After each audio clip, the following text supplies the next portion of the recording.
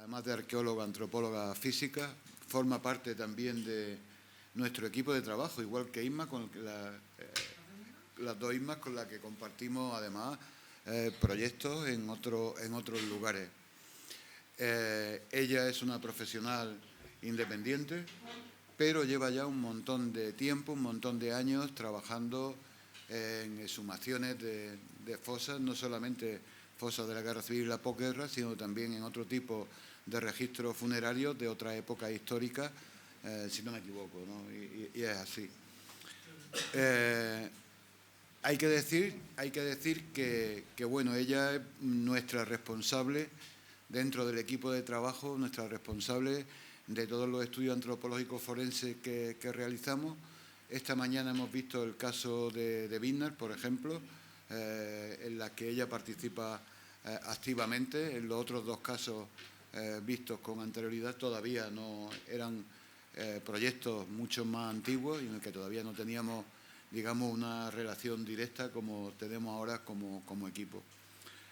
Así que, sin más, y como cada ponente para esta sesión tiene media hora, yo ya me callo y paso la palabra directamente a Inmaculada López.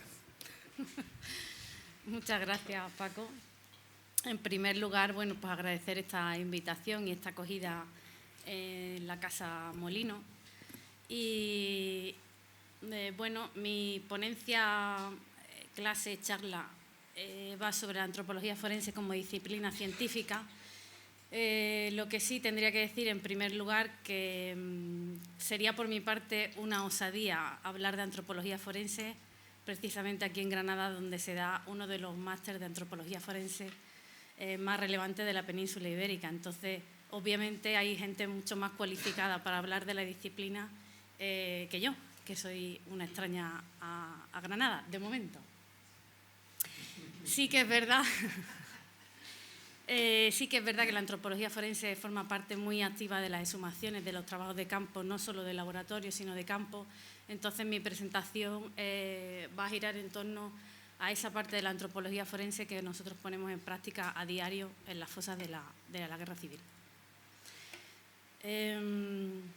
Obviamente, el objetivo de nuestra intervención, de la intervención de todos los participantes de los equipos científicos, es la identificación de las víctimas para poder devolverle los restos a sus descendientes, que los reclaman desde hace ya bastante tiempo y con razón.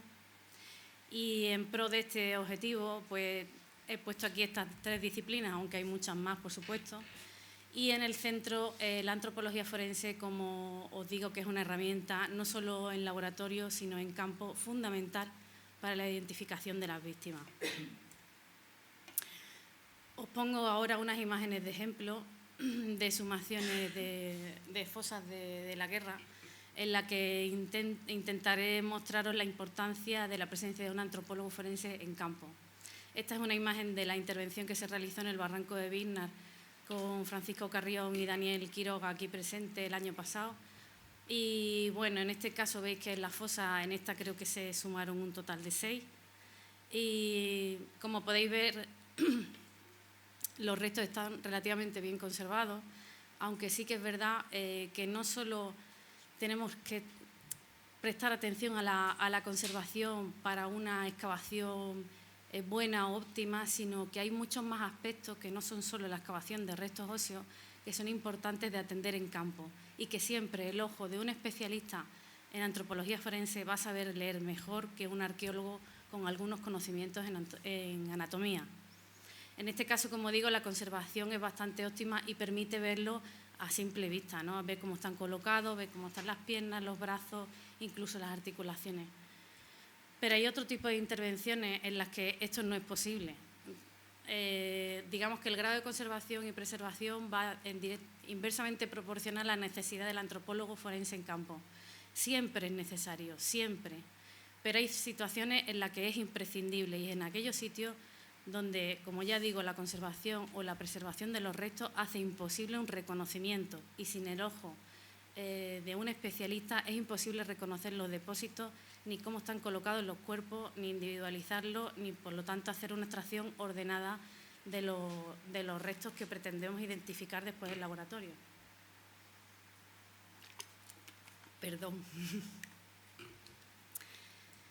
Otra diapositiva, en este caso veis que el grado de conservación es diametralmente opuesto. Esta intervención la estamos realizando actualmente con mi compañera Inmaculada Carrasco en el cementerio municipal, el antiguo cementerio municipal de Cañada Rosal, en la provincia de Sevilla. Como veis, los esqueletos están perfectamente conservados, pero insisto, no quiere decir eso que no sea necesario la presencia de un antropólogo forense en campo. Es totalmente imprescindible, porque atenderá a cuestiones que el simple ojo del arqueólogo quizás no preste la debida atención. Otro tipo de intervención, en este caso un poco más antigua, en Zalamea La Real, en Huelva, no sé si conocéis que aquella zona tiene un terreno bastante ácido y ataca al hueso, bueno, pues ya veis, son restos de la Guerra Civil y mirad el grado de conservación que presentan, ¿no? En este caso es imprescindible. En esta intervención se sumaron 2 cuerpos, era un matrimonio de ancianos. Veis que en la mitad izquierda de la diapositiva se puede apreciar parte del esqueleto, los brazos, el cráneo, pero en la mitad derecha de la diapositiva apenas se ve el contorno del cráneo y algunos huesos largos. Es difícil incluso identificar en campo qué huesos largos estamos viendo, por lo tanto no podemos identificar o separar los 2 individuos o hacer un diagnóstico preventivo de sexo y edad, incluso la identificación preliminar de ellos, si no tenemos un antropólogo forense en campo.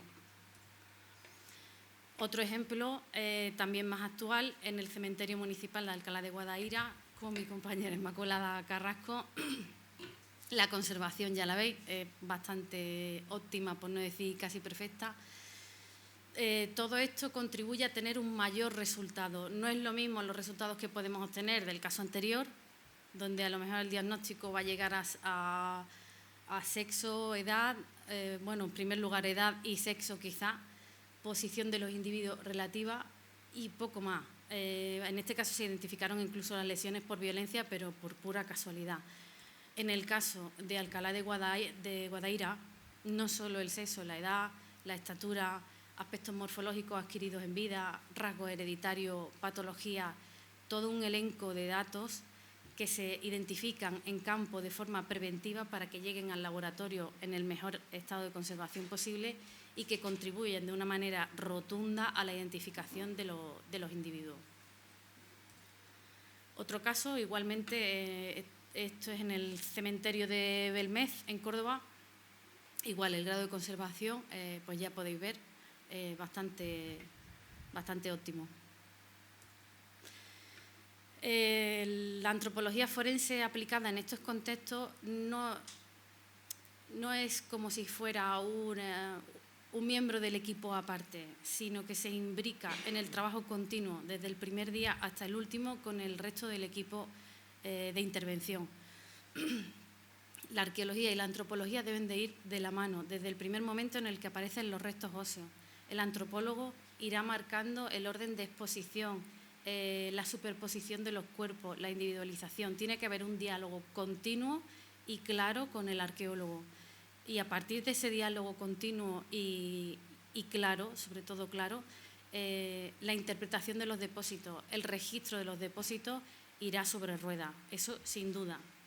Para ello, pues la metodología aplicada es la metodología de la arqueología convencional, obviamente, en algunos casos con metodología más tradicional y en otros casos incluso aplicando ya tecnologías un poquito más punteras que incluso nos perfeccionan a la hora de la planimetría o de la ubicación, incluso a nivel detallado de proyectiles en campo. O sea, ahora mismo los avances tecnológicos van de nuestra mano, ¿no? Pero no quiere eso obviar en ningún momento la interpretación de los depósitos. Como digo, el diálogo tiene que ser continuo entre arqueólogos y antropólogos. La reflexión. Antes de levantar un hueso hay que saber qué hueso es, dónde está, a quién pertenece, a qué depósito pertenece. Tened en cuenta que en un mismo espacio podemos tener sacas o depósitos diferentes, como veremos a continuar más adelante, depósitos múltiples que le llamamos, ¿no? Entonces, antes de proceder a la extracción de los individuos tenemos que saber exactamente de dónde proviene, para no mezclar los depósitos, poder individualizarlos y llegar así incluso a una contrastación con testimonios orales, con archivos, con información de esa saca todo redunda en lo mismo, en la identificación de los individuos. Entonces, a la vez que nosotros hacemos una reflexión arqueológica, hacemos una reflexión antropológica. El antropólogo forense no solo debe de participar activamente en la excavación de los restos antropológicos, sino que además debe de hacer un registro preventivo. Preventivo porque hay casos, como hemos visto, que se conservan estupendamente, y hay casos en los que si no se registra a pie de campo, esos restos óseos no van a llegar al laboratorio en las condiciones óptimas para realizar una identificación. Entonces partimos del reconocimiento de la cantidad de huesos recuperados, de la calidad del hueso, de los objetos asociados, elementos ortopédicos, por ejemplo, proyectiles, lesiones, fracturas conminutas, lesiones que hay que tener especial relevancia para a la hora de la extracción tenerlas en cuenta. Todo eso, normalmente cada especialista sigue un protocolo propio basado en unos estándares que todos utilizamos, pero que cada uno, como se dice, cada maestrillo tiene su librillo y cada uno pues lo va perfeccionando a la manera que cree conveniente, pero todos parten de un registro del individuo en campo, tanto a nivel antropológico como arqueológico, ya digo, en un diálogo continuo con el equipo arqueológico. Aquí veis el ejemplo de una ficha resumen que se abre en campo y es la última que se cierra en laboratorio, porque es la que reúne todos los datos que podemos extraer a nivel antropológico de ese individuo.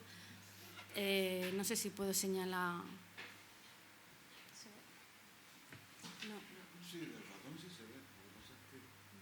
¿No? Bueno, en la mitad izquierda veis que en la cara anterior de la ficha, ahí veis un dibujo, un esquema donde sombreamos las partes presentes, sobre todo para que cuando llegue al laboratorio sepamos si se ha despistado algo en campo o no, o qué ha pasado con esa parte del cuerpo. Un esquema gráfico con las diferentes normas del cráneo, por si podemos identificar lesiones ya en campo de trayectorias de proyectiles o fracturas perimortem. Algunos, bueno, es que no se ve, ¿no? Una casilla para apuntar los objetos asociados al individuo, que además se incluyen en el esquema gráfico para saber pues, si ese botón es de camisa o es un botón de una hebilla de zapato o algo así. Y un esquema de las posibles lesiones que podemos ver en campo. En la parte posterior son datos puramente antropológicos, son diagnósticos preliminares, con el objetivo de salvar esa identificación que puede que no llegue al laboratorio, dependiendo de nuevo del grado de conservación y preservación de la muestra. Entonces vamos a rellenar en función de lo que podamos extraer en campo y será más exhaustivo cuanto peor conservados estén los restos. Si están muy bien conservados podemos hacerlo incluso con una valoración muy general, porque sabemos que el laboratorio los vamos a depurar mucho mejor. Como digo, esta primera ficha es puramente antropológica con algunos rasgos arqueológicos. Y en segundo lugar, un protocolo que desde mi punto de vista sí que el anterior es fundamental, por supuesto, pero este es fundamental en el sentido de que si no se aplica, si no se rellena, si no se registra en campo, al laboratorio no llega. Parte de la premisa de Henri Daudet, uno de los padres de la antropología de campo, que establece que las alteraciones que se pueden llevar a cabo sobre el cuerpo de un individuo tienen 3 momentos de actuación. Uno, que se consideran predeposicionales antes de que el cuerpo sea colocado, otros que son perideposicionales o deposicionales cuando el cuerpo se coloca, y otros que son postdeposicionales, una vez que el cuerpo ya se ha colocado en su ubicación final. Partiendo de estas premisas, hemos intentado adaptarlo a un protocolo de registro, de manera que partiendo de lo más reciente a lo más antiguo podamos establecer una secuencia deposicional del individuo. Es decir, a partir de lo que vemos, intentar reconstruir cómo fue depositado ese individuo, arrojado, colocado o cualquiera de las palabras que consideréis más oportuno, dependiendo de si tratamos de un contexto de exhumación o un enterramiento habitual, ¿no?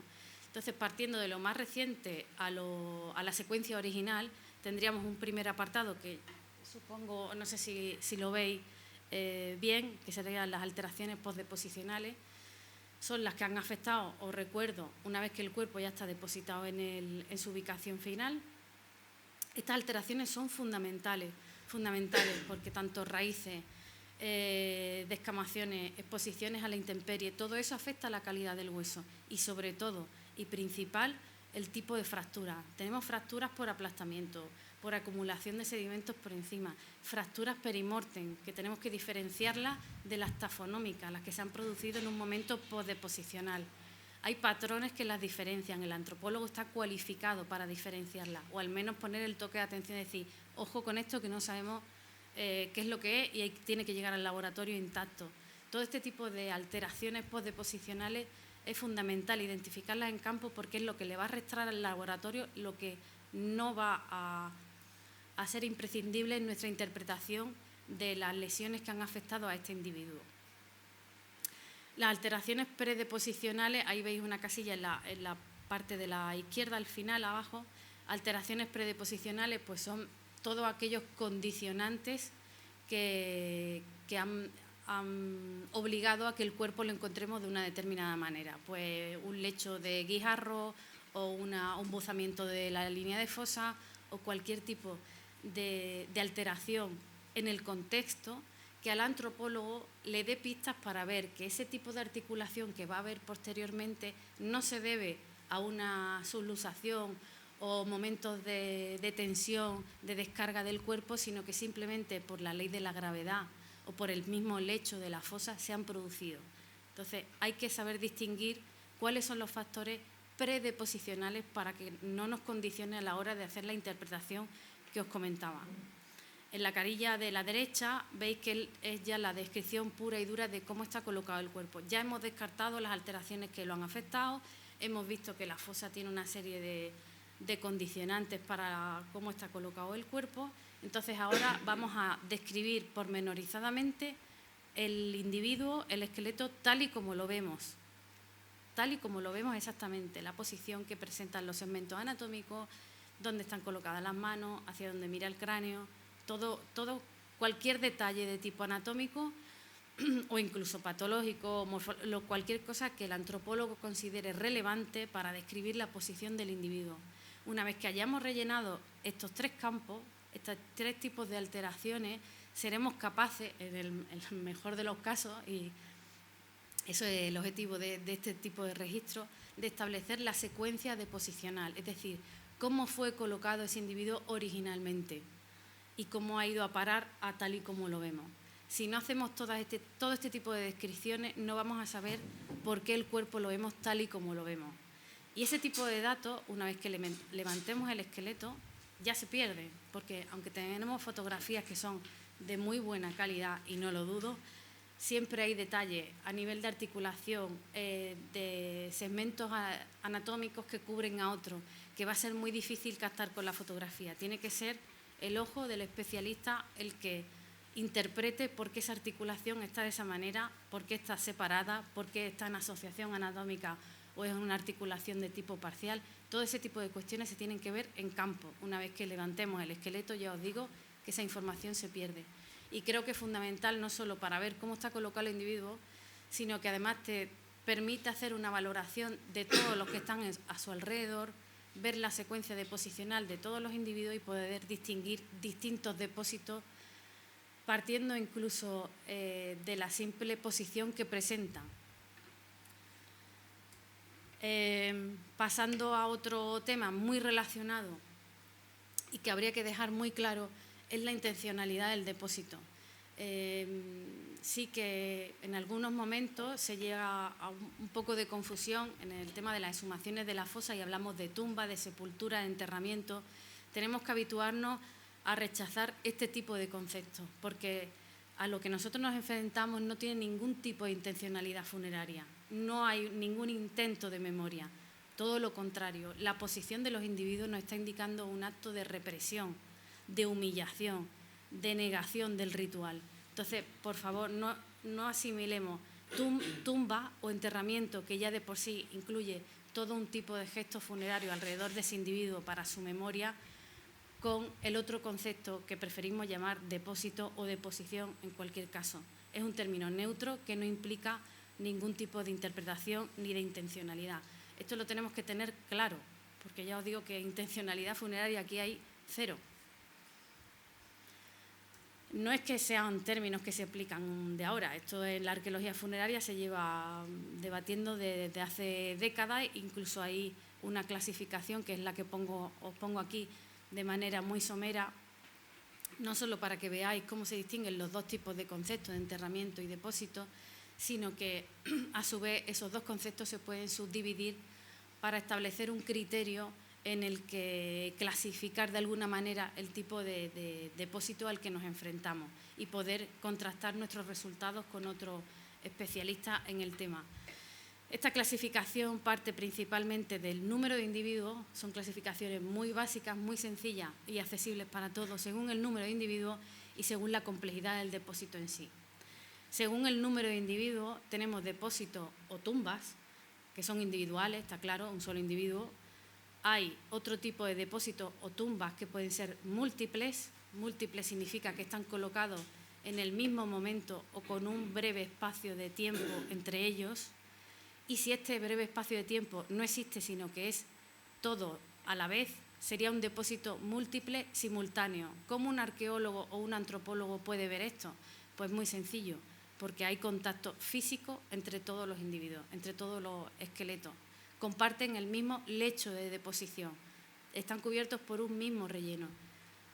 Este tipo de datos es fundamental porque no solo el antropólogo lo puede intuir obviamente por la relación entre los esqueletos, pero es un dato que tiene que contrastar con el arqueólogo. El arqueólogo es el que te va a decir cuál es el lecho de deposición, si el relleno es el mismo o si ese individuo pertenece a esta saca o a otra. Por eso digo que el diálogo tiene que ser continuo entre los dos para llegar a una interpretación fidedigna. Y según la complejidad, este aspecto se refiere sobre todo al grado de articulación del depósito. Hay pocos casos en los que en temas de exhumaciones de fosa me he encontrado personalmente, puede que muchos profesionales se lo hayan encontrado, pero restos desarticulados, salvando la diapositiva que os he puesto del pozo de mina, en el que por circunstancias X, porque se aseguraron de que los cuerpos no estuvieran articulados y intentaran desaparecer, pues provocaron la desarticulación de todos ellos, pero la mayor parte de las fosas presentan individuos articulados o en posición primaria, como vemos aquí, simplemente por la rapidez en la ocultación y el olvido de la zona de ocultación. Por lo tanto, la mayor parte de estos depósitos van a ser primarios o articulados. Para que veáis de forma clara la diferencia entre enterramiento y depósito, os traigo algunas diapositivas que creo que hablan por sí solas.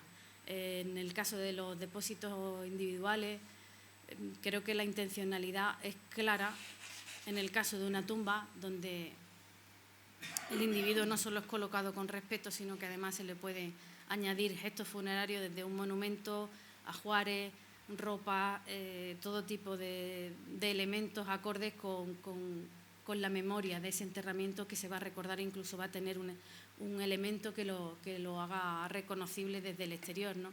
Y los depósitos, los que no tienen intencionalidad funeraria, son hallazgos fortuitos, traumas, o sea, hechos violentos como los que tratamos aquí.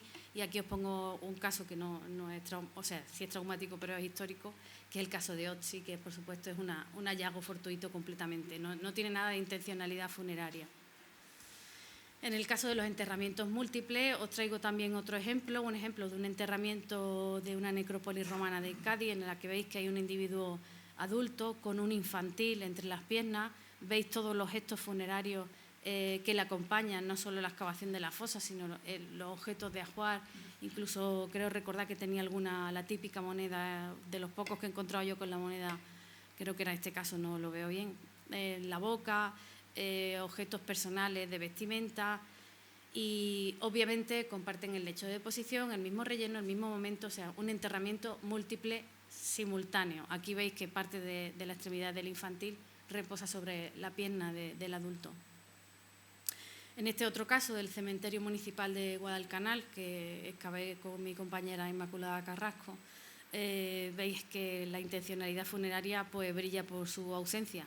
La organización del espacio está en directa relación con el aprovechamiento máximo del mismo. No hay ningún cuidado, algunos están boca abajo, otros boca arriba, como cae la pierna, como cae el zapato, sin ningún tipo de decoro y hecho de forma precipitada.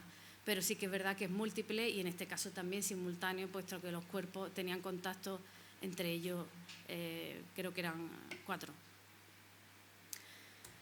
Y por último, el último caso el último tipo de depósito, que es el depósito colectivo, quizás un poco más complicado de ver en nuestras situaciones, aunque nosotras pudimos excavar un caso de depósito colectivo. Os traigo un ejemplo que todos vais a reconocer porque es un tolo excavado en Huelva, donde la estructura funeraria pervive durante mucho tiempo y se combinan individuos articulados, que aunque no os lo parezca están aquí en medio, pero el grado de conservación no era muy bueno, individuos articulados con deposiciones secundarias de individuos osarios que se iban colocando alrededor de la estructura. Por lo tanto, la estructura perdura durante mucho tiempo y dentro de esa estructura se dan distintos tipos de depósitos, individuales individuales articulados, individuales secundarios, como os comento. Sin embargo, en un depósito, bueno, aquí obviamente veis todos los objetos de ajuar, la estructura en sí es una estructura creada ex profeso para la memoria, en fin, no os voy a contar el carácter funerario que tiene el tolo, pero sí podéis ver que en contraposición esta es una fosa que excavamos en el antiguo cementerio municipal de La Campana en Sevilla. Se aprovechaba, aquí veis el dibujo de la sección, se aprovechaba una fosa que no recuerdo bien si era para extracción de cal o de agua, no recuerdo bien, para un pozo de agua. Entonces se aprovechó esa excavación para utilizarla de depósito de distintas sacas de cuerpos de represaliados. Entonces vemos incluso en la sección las distintas sacas identificadas por mis compañeras Carmen e Isma dentro de un mismo depósito que sería la fosa primaria.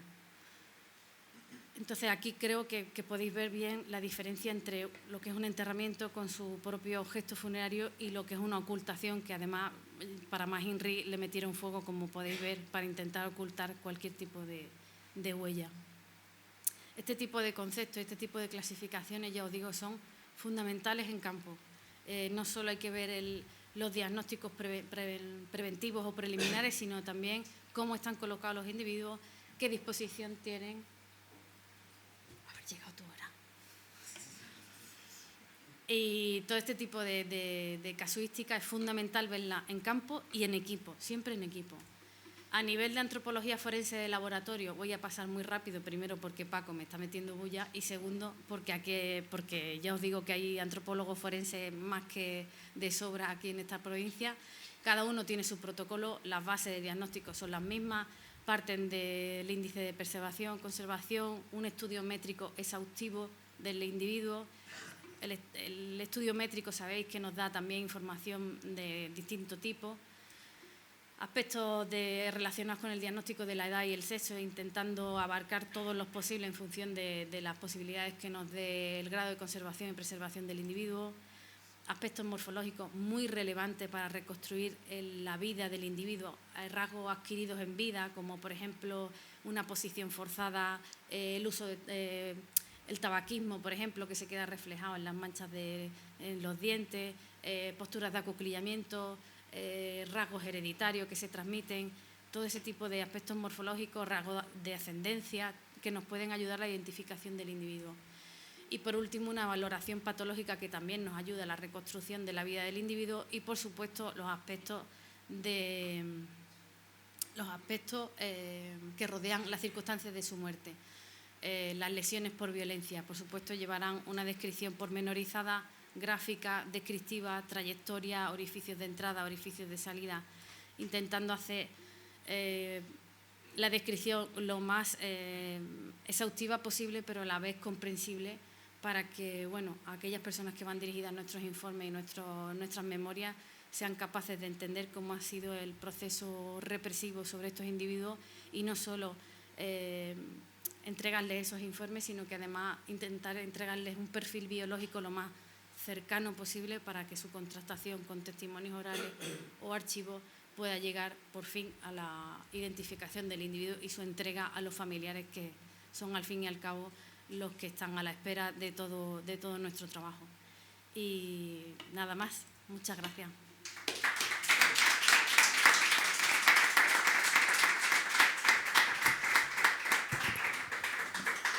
Bueno, pues ahora es vuestro turno. Si queréis preguntarle algo a Isma o plantear cualquier duda que tengáis, estáis a tiempo antes de que comencemos con la siguiente sesión.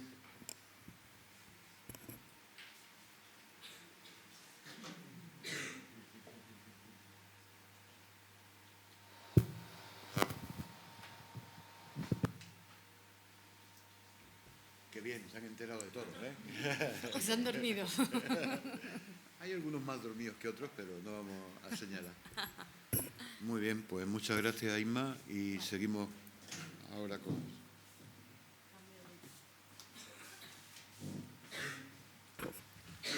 A continuación, en esta misma sesión, os voy a presentar a José Antonio Lorente Acosta, que es catedrático de Medicina Legal y Forense de la Universidad de Granada, director del Laboratorio de Genética también de nuestra universidad.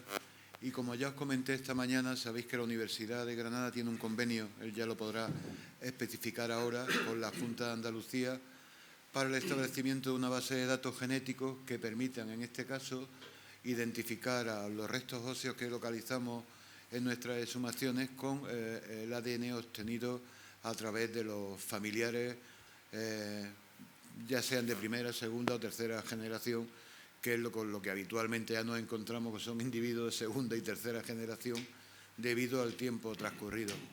Así que, sin más, os paso directamente con José Antonio. Muy bien, muchas gracias. Gracias, Paco.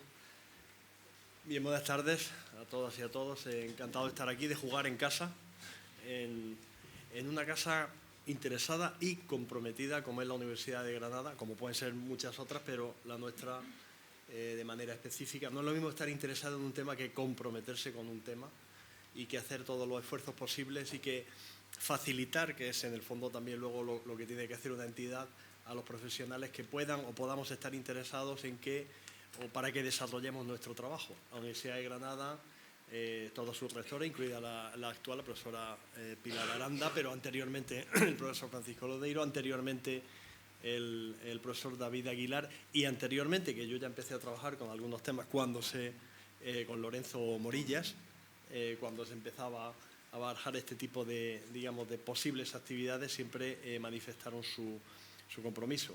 Gracias también, lógicamente, a los directores de este curso, el profesor Francisco Carreón, a Paco, a Miguel Ángel del Arco, Junior para mí, en cuanto a Miguel Ángel del Arco, si le quitamos el segundo apellido. Y gracias por la invitación a estas jornadas y a tratar de pasar a la fase B o C o D o E o W, la que proceda, que es el uso del ADN, que en cualquier caso suele ser la última y a veces sobreestimada, como vais a ver ahora, tecnología en tanto en cuanto que el asociar ADN con la identificación es así cuando se puede hacer, pero hay muchas situaciones en las que lamentablemente no se puede hacer. El problema que había en España, que sigue habiendo, es básicamente este. Yo me acuerdo de ir en el año 97, el primer contexto en el que desde la Universidad de Granada trabajamos de manera formal, tú me vas avisando del tiempo, en cuanto a identificación de personas desaparecidas dentro del contexto de derechos humanos fue en Chile, con los detenidos desaparecidos de la época de la dictadura del general Pinochet. O sea, en el año 96-97 comenzamos a trabajar con el gobierno chileno y un periodista chileno me preguntó, además en público, era una emisión en directo en la televisión chilena, nacional, no me acuerdo, Canal 1, digamos, y dice, oiga, pero ustedes en España, ¿qué están haciendo por...? Y en España en aquel momento, salvo algunas asociaciones, algunos grupos memorialistas, etcétera, no se estaba haciendo absolutamente nada. Año 97, 98, tuvo que llegar una época de gobierno posterior, hacia el año 2004, donde ya de manera más formal, no es que estuviera prohibido hacer nada, es que no se facilitaba. Por eso digo, no es lo mismo estar interesado que estar comprometido. Pero bueno, sí que se ha avanzado en múltiples cosas. Hay un contexto de memoria democrática, hay una Secretaría de Estado y un buen amigo al cargo de ella. Hay un montón de información, como vosotros sabéis, es decir, traigo aquí un montón de cosas que parto de la base que vosotros podéis saber, pero es decir, hay una información accesible. En Andalucía también, este es cuando se presentó el proyecto de ley, el decreto, la normativa, que también conocéis todos vosotros, hasta la Ley de Memoria Histórica y Democrática del año 2017, la Ley de 2017, publicada en el BOJA, actualmente pues toda la actividad que se está llevando a cabo. Esto lo he actualizado a las 13:44, o sea, esta tarde, hace tampoco un par de horas, ¿no? De hecho, 13:44 son las 16:44, pues hace 3 horas. No creo que haya cambiado mucho la información que hay ahí sobre el contexto. Claro, Andalucía es la comunidad autónoma que probablemente, quiero decir, por estimaciones, acumula el mayor número de casos. Primero, por lo que la represión en nuestro medio fue muy grande, fue uno de los primeros lugares también donde hubo graves conflictos dentro del proceso de la guerra española. Yo es que llamar civil a una cosa tan incivil, no, pero en fin, guerra civil, como está históricamente clasificada española y como se considera este tipo de conflictos, y donde hay mucho que hacer y hay mucho pendiente. Andalucía sí que es verdad que igual que hizo, digamos, en su momento a nivel nacional una legislación y un compromiso, pues estas cosas empezaron a trabajar en serio. Datos de FOSA, todos los conocéis, este tipo de información, que dice, hay mucho trabajo que se está haciendo, pero mucho más que queda por hacer. La ley, bueno, aquí básicamente lo que quería destacaros es que hay una responsabilidad para hacer la localización de las fosas e intentar la identificación, incluyendo una cosa que también algunos sabréis, alguien puede que no lo sepa, que dentro de este contexto de memoria democrática e histórica de Andalucía o histórica democrática, se consideran los niños y niñas recién nacidos y sustraídos. O sea, eso de los bebés robados hasta el año, creo que el 82, están también considerados como víctimas de esa represión, y nosotros estamos trabajando también con ellos. Con otro tipo de problemas. El problema de identificar a un bebé que fue robado en el año 1960 y que ahora es un bebé de 60 años, pues no es mayor siempre que haya con quién o con qué comparar. Este es el contexto en el que nos movemos, este es el contexto en el cual se firmó en el año 2018, y ahí aparece en la firma la rectora, la entonces presidenta, una foto mínima que se ve por ahí abajo, pero en fin, la rectora de la Universidad de Granada a la derecha para que pueda verlo, el entonces viceconsejero que tenía a cargo todo el tema de administración local y memoria democrática. Luego estaba la presidenta de la Junta, que estaba más bien como, digamos, como testigo de honor de la firma, y la que entonces era consejera de Salud de la Junta de Andalucía. Se firmó ese convenio para que la Universidad de Granada pudiese asumir de manera sistemática y se le pudiese dar un presupuesto la identificación genética, o sea, el análisis de ADN de este tipo de muestras. Previamente, eso fue en el 18, acordaos, el 13 de septiembre, no sé si ponía la fecha por ahí de manera exacta, el 11 de septiembre, 11S, sí, de septiembre del 18, en el año 2016 ya se había firmado un convenio básico de colaboración para comenzar a una cosa muy importante, que era el tomar las muestras adecuadas.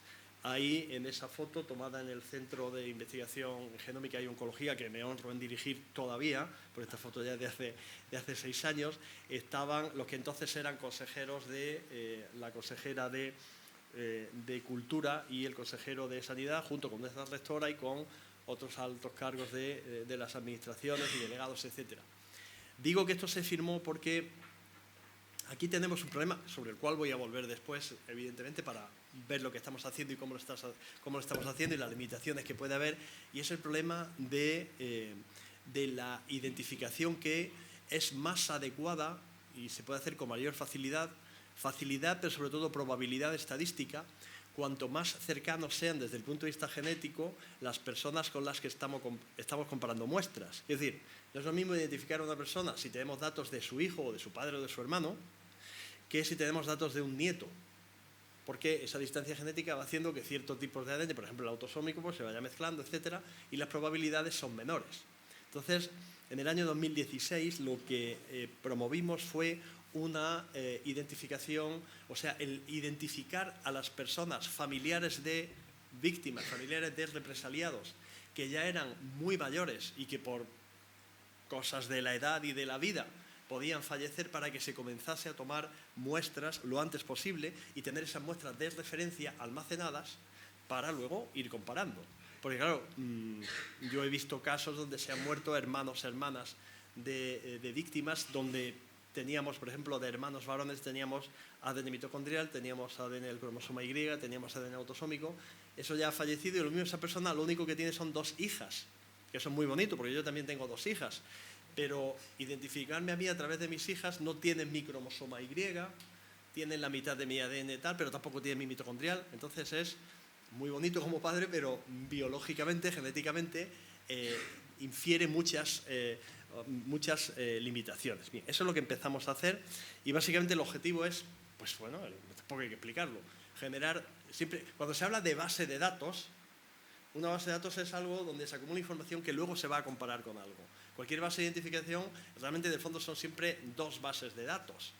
Una que es la que tienen los restos óseos y cadáveres a identificar, que puede contener en otro apartado diferente, por ejemplo, los niños que fueron víctimas de los llamados bebés robados, o sea, los niños que fueron sustraídos a sus familias, y luego los familiares de los desaparecidos. Y esto que es, en esencia, lo que se está haciendo, pues es un tema realmente complejo desde el punto de vista operativo y del día a día. Las muestras de referencia son aquellas que se toman de familiares. Muestras de referencia genéricamente del contexto forense nuestro es aquella que se toma una persona que está perfectamente identificada. Eso se llaman muestras indubitadas en general en el derecho, también en el ambiente policial, muestras indubitadas de las cuales no hay dúbita, que es duda en latín, y luego están las muestras dubitadas que son en este caso básicamente cadáveres no identificados que proceden pues, de todo el trabajo de arqueólogos y antropólogos, como Inma nos ha estado explicando. En el caso de la muestra de referencia estamos 100% centrados, excepto algún caso muy particular, en tomar muestras de hisopados bucales, o sea, células epiteliales bucales, que es lo que la gente suele llamar muestras de saliva. Yo el primero. Pero realmente no es muestra de saliva en tanto en cuanto tú escupes en algún lugar y recoges una cantidad de saliva, que es posible hacerlo. Por cada mililitro de saliva, por cada centímetro cúbico de saliva, el número de células nucleadas, o sea, células de las cuales se puede obtener ADN, es igual que el que hay en 1 mililitro de sangre. O sea, en la sangre de los 3 grandes grupos de células que hay, que todos conocemos, la hematíes son células, glóbulos rojos, los glóbulos blancos son leucocitos, luego son los linfocitos, neutrófilos, basófilos, bla, bla, bla, y las plaquetas, solo la serie blanca, solo los linfocitos y los neutrófilos y todo eso, los leucocitos en general, solo esa serie tiene núcleo. Las plaquetas y los hematíes no tienen núcleo. Por lo tanto, cuando uno toma sangre y analiza de esas 6 a 10.000 células nucleadas que hay por cada mililitro de sangre, que es aproximadamente el mismo número de células que hay en 1 mililitro de saliva. Lo que pasa es que la saliva tiene una gran cantidad de bacterias y las bacterias destruyen el ADN. Las bacterias tienen dentro enzimas que cortan, restringen el ADN, que son las llamadas bacterias restrictasas, con lo cual, si la saliva no es inmediatamente liofilizada o purificada o pasada a través de filtro básicamente de antibióticos y de fungicidas, pues es terrible. La parte con mayor cantidad y variabilidad de bacterias en el cuerpo humano es la boca, es el principio, el tubo digestivo, no es el final, que la gente puede, no, el final, bueno, sí, el final del tubo digestivo, claro, zona del ano y todo eso, también hay muchas bacterias, pero suelen ser menores en cantidad y en variabilidad. Donde realmente tenemos todo, además como un mecanismo de defensa, para evitar y para tratar de romper todo lo que es atípico a la entrada al organismo, es en la boca. Por lo tanto, las muestras de saliva, insisto, luego lo veremos un poco más, pero cuando se habla de muestras de saliva y tal, realmente lo que se toman son hisopos bucales. En muy pocos casos, y por peticiones así un poco extrañas y tal, nos han mandado o hemos tomado muestras de sangre. Eso de tomar 1 mililitro, 5 mililitros de sangre para hacer un análisis de ADN en el contexto forense no procede. En el clínico, en algunos casos sí, porque hace falta muchísima cantidad de ADN, pero nosotros realmente con una gotita de sangre tenemos para hacer decenas de análisis. Y en los cadáveres no identificados, en las muestras que proceden del estudio previo que ha sido realizado, lógicamente, porque hay que hacerlo, arqueológico-antropológico, pues ya es lo que nos manden. Y lo que nos manden es pues lo que... Luego veremos también datos, ¿no?, de lo que tenemos, pero lo que nos manden es lo que encuentran. Es decir, hemos visto fotos de Inma donde hay cadáveres completos y tal y cual, pues ahí pueden mandarnos un fémur o un fragmento de fémur, por ejemplo, en bastante buen estado. Pueden mandarnos piezas dentales siempre que no estén afectadas por proceso infeccioso, lo que es la caries, ¿no? Porque la caries no deja de ser una comunicación externa con el interior que hace que penetren bacterias, con lo cual todo lo que es la pulpa dental va a desaparecer, pero hay piezas dentales íntegras que conservan muy bien el ADN. Pues bien, lo que vaya viendo en cada caso, eso ya es una decisión que en cada momento toman los compañeros de antropología. Los criterios para elegir a los familiares son lógicamente unos criterios de tipo genético. Ahora os pondré algunas imágenes que probablemente también conocéis de cómo seleccionamos. Vosotros sabéis que el ADN de una persona es la mitad de su padre y la mitad de su madre. Sí, ese es el ADN autosómico, o sea, los 22 primeros pares de cromosomas. Pero luego hay una serie de cromosomas, la pareja 23, el par 23, que son los cromosomas sexuales que marcan el sexo biológico de la persona, de tal manera que si la madre tiene siempre XX, por lo tanto la madre da un X dentro de su óvulo, si el espermatozoide del padre tiene otro X, pues será un XX, el producto de la concepción, del embarazo, y a partir de ahí es una mujer biológicamente hablando, lo que saldrá. Si es un Y en el espermatozoide, pues será un XY, que es biológicamente un varón. Pero luego tenemos otro ADN, que es el mitocondrial, que ya sabemos todos que procede de la madre, porque es el que está en el óvulo. Y el espermatozoide solo penetra la cabeza del espermatozoide, con lo cual, a partir de ahí, el cuerpo se desarrolla, el mitocondrial que tiene es el del óvulo. Entonces hay que jugar con todo eso para tratar de establecer cuál es la muestra adecuada. Y claro, no siempre se consigue la muestra adecuada. Hombre, adecuadas en principio son todas, pero aquí no nos interesa la muestra adecuada, nos interesa la muestra más adecuada. Y esa es la que yo decía que no siempre se consigue. La toma de muestras de tipo de referencia de personas conocidas, bueno, básicamente ahí no os he traído el típico hisopo de algodón, que básicamente es el que se usa, sino otro digamos, muestra de recolección de ADN, que es lo que de una marca especial de Estados Unidos, que nosotros hemos usado algunas veces. Normalmente cuando la gente está entrenada no merece la pena hacerlo, pero es un proceso que, bueno, que el meter dentro de... Siempre se suelen tomar 2 muestras, una de cada lado de la boca, no pasa nada porque la persona no esté en ayunas, etc. El ADN no es un análisis bioquímico que cambia o pueden cambiar ciertos parámetros con la ingesta de alimentos y el proceso de digestión, etc. Aquí no, el ADN es estable en ese sentido. Y bueno, se suelen tomar 2 hisopos de algodón, como muchos habréis tomado, algunos de los que estáis aquí. El único requisito previo es, uno, que la persona tenga la boca limpia, o sea, que se haya enjuagado la boca, aunque se ha comido algo, por ejemplo, pues igual que nos lavamos y enjuagamos la boca después de lavarnos los dientes, sería el mismo proceso, para evitar que queden restos de alimentos, porque los restos de alimentos acumulan sistemáticamente gran cantidad de bacterias que van a destruir el ADN. Yo siempre... Aquí, para los que no seáis de Granada, yo no soy de Granada, y cuando vine, pues aquí me encontré con una cosa típica granadina que se llama maritoñi, y aquí habrá quien no sepa lo que es una maritoñi. Bueno, pues luego os contáis lo que es una maritoñi. Claro, un tipo de dulce de desayuno o de lo que queráis, pero en fin, muy calórico, muy bueno, pero bueno. Claro, una persona que haya tomado algo dulce y queden restos en la boca, como luego pasemos un hisopo y tengamos fragmentos microscópicos de eso, alrededor de eso hay muchas bacterias que van a destruir el ADN de las células que haya cercanas. Entonces, ese es el único requisito. Esto hay que hacerlo con un proceso que tenemos perfectamente establecido de consentimiento informado, de trazabilidad y de todo lo demás, que no lo hacemos nosotros.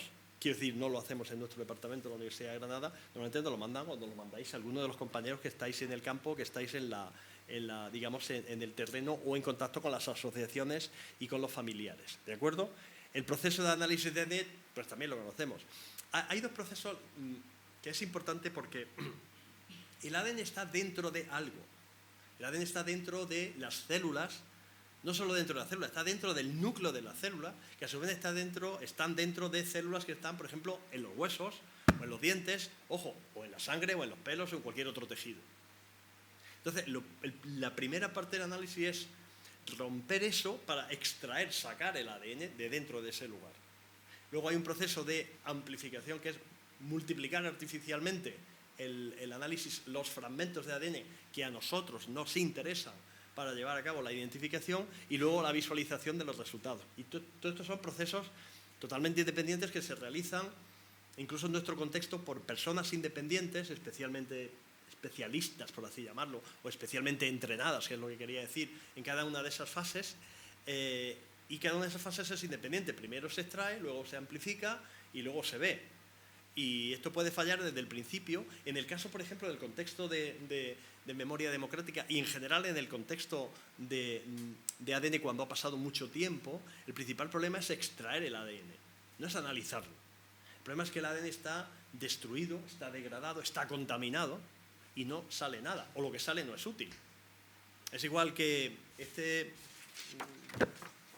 tríptico con el folleto informativo de las jornadas que estamos realizando en este momento. Bueno, ahora se puede leer perfectamente y tal y cual, pero el ADN con el paso del tiempo se puede destruir. Entonces, claro, si esto lo dejamos ahí en la calle, a la intemperie, en algún patio medio abandonado, no donde pueda, y lo vamos a ver dentro de 3 años, por poco que haya llovido en Granada, que va a llover poco, pero en fin, entre lo poco que llueva y el sol y todo lo demás, a lo mejor resulta que no podemos leer casi nada. Luego el ADN, y me voy a permitir hacerlo, me da lástima, pero bueno, creo que he visto varias copias por ahí. El ADN, nosotros leemos en el ADN.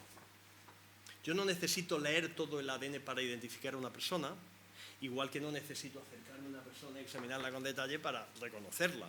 Nosotros tenemos ahí, con una serie de parámetros, nosotros podemos identificar a una persona, tanto genéticamente como antropológicamente, como desde otro punto de vista, como por supuesto con la olofoscopia, con las huellas dactilares y con cualquier otro medio. No es el estudio completo de la persona al que se hace. Pero claro, con el paso del tiempo, el ADN básicamente se degrada y se contamina. Y la degradación del ADN es que se rompe. Me da lástima, no lo voy a romper. Es como si rompiera. Es como si rompiésemos esto en múltiples pedazos, ¿vale? Entonces, aquí yo tengo la misma cantidad, porque esto pesa lo mismo. Parece que pesa más, pero pesa lo mismo que pesaba cuando estaba íntegro, pero la información que está aquí está rota. Esa cadena de ADN que yo quiero leer está rota. ¿Qué hacemos en ciencia forense? Pues ya desde que empezó la historia esta, ya por el año... Claro, yo la he vivido entera por cosas de la edad y de estar en el momento adecuado, en el lugar adecuado. Cuando esto empezó ya por el año 92, decidimos universalmente estudiar trocitos de ADN muy pequeñitos, para que aunque esté roto, por muy roto que esté, yo sea capaz de venir aquí y si tuviese gafas poder leer que pone arqueología de la... Entonces yo en cuanto identifique la palabra arqueología, ya, por muy roto que esté, ya me sirve esto, ¿vale? Y aquí identifico otra palabra y tal. Esto es la destrucción del ADN, la degradación del ADN. Pero luego está la contaminación. La contaminación es que sobre esto que ya está roto porque ha pasado el tiempo y se ha roto, le vienen encima una serie de sustancias que lo que hacen es evitar que yo pueda leerlo. Por ejemplo, en las inhumaciones, en todos los huesos que se sacan en este contexto, que básicamente, lógicamente, están directamente en contacto con la tierra, con el suelo, tal, pues ya mostró anteriormente imágenes de la zona, creo que eran de Huelva, donde tierras muy ácidas, es que realmente destruyen todo el material orgánico e inorgánico. El inorgánico no es que lo destruyan, pero hacen que se disperse, con lo cual el hueso pues deja de tener un contexto o una textura como tal de un hueso, una cosa sólida, y se convierte en eso de polvo eres y polvo serás. Pero claro, intentar sacar ADN de ahí es muy difícil. Luego hay muchos tipos de tierras y de sustancias que tienen minerales que se introducen y se pegan al ADN y nos dificultan o imposibilitan totalmente su estudio. Porque es igual que si a esto, aparte de estar ya roto, degradado, encima a mí se me cayese ahora un poco de café o de lo que fuera algo que lo manchase, con lo cual yo sé que ahí hay algo, pero es que no puedo leerlo porque está manchado. Eso es la contaminación. Es una contaminación de tipo inorgánico, por un montón de sustancias que hay en las tierras que varían dependiendo del tipo de terreno, del tipo de composición telúrica, edafológica, de tal manera que hacen imposible a veces el estudio de estos materiales. Por lo tanto, sacar ADN de calidad, extraer ADN es siempre la gran limitación. A mí cuando me hablan de historias y tal, bueno, ¿y por qué no? Bueno, pero la amplificación del ADN y tal. Y esto básicamente tiene el parámetro principal, sin duda, es el tiempo. Es decir, cuanto más tiempo pase, peor. Pero nosotros, por ejemplo, hemos participado en casos de análisis de momias de Egipto, de Atacama, del norte de Chile, de muestras de vikingos, etcétera, de miles de años, y hemos conseguido fragmentitos de ADN. Y nosotros hemos tenido muestras, por ejemplo, de varios casos, pero el más digamos, duro de asumir en su momento fue de un pobre, por cómo acabó y por el hombre lo que tuvo que hacer, porque al final un varón identificado, de una persona que intentó entrar en España, se supone, en una patera, una persona de origen subsahariano, intentó entrar en una patera, cayó al mar, se ahogó, y lo que llegó a la costa, justamente por Nerja o por ahí, entre la zona ya Málaga, pero bueno, Málaga cerca de Granada, lo que llegó allí fueron pues restos en un cierto estado de descomposición, pero todavía se veía, bueno, el cuerpo en diversas partes lo llevaron al Instituto de Medicina Legal de Málaga, que era donde correspondía, allí lo vieron los compañeros médicos forenses y los antropólogos a los que llamaron allí en Málaga, y a nosotros nos mandaron fragmentos para intentar hacer ADN. Otra cosa, como yo decía, no sé para qué, porque hay que compararlo con algo. Y la familia de un... Bueno, no conseguimos absolutamente nada. Tiempo después era como 2 meses después, aparece otro fragmento del cuerpo que antropológicamente encajaba perfectamente con el primero, donde había una camisa y una especie de, como lo que tiene aquí Paco, un bolso, una cosa de este tipo, donde dentro había, totalmente mojada, pero una documentación que identificaba a esa persona. Antropológicamente eran los huesos que nos habían mandado a nosotros. Esa persona había fallecido, había estado en el agua escasamente 4 meses. Y las sustancias del agua salada, que tiene un montón de, como vosotros sabéis, de minerales de todo tipo, incluido el cadmio, que ahora está de moda, se introdujeron dentro del hueso de tal manera que fue imposible. Entonces, nosotros ese resultado fue negativo, intentamos varias veces, no salió nada, y luego esa persona fue antropológicamente ya, claro, con los datos de quién era y todo, pues se pudieron poner en contacto con mucha dificultad a través de Cruz Roja, con la familia del país de origen y tal, y fue identificado. Por eso digo que, claro, el ADN, que siempre se ve como la solución a todo, lo es cuando lo es, pero siempre digo, el ADN no es ni mejor ni peor que nada.